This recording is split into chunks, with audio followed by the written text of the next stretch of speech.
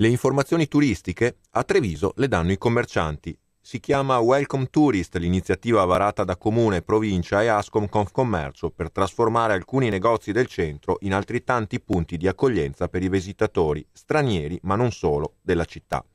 Entrando in questi esercizi commerciali, riconoscibili da un apposito logo in vetrina, i forestieri potranno ricevere indicazioni su luoghi, monumenti, eventi in programma a Treviso.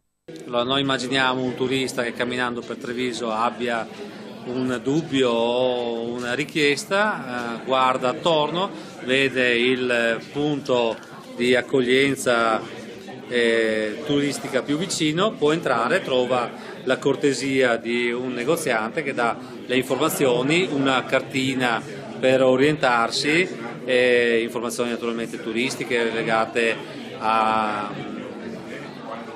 ai monumenti piuttosto che alle piazze, piuttosto che alle vie, e naturalmente eventualmente indicare lo IAT, l'ufficio del turismo più vicino, quindi probabilmente quello della stazione. Nei negozi i turisti troveranno personale che parlerà almeno l'inglese e che ha seguito uno specifico corso di formazione.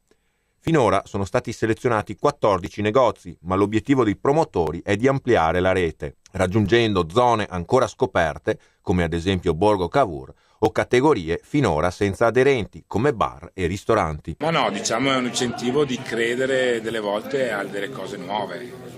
Credo che tante volte si è un po' bloccati dalle novità.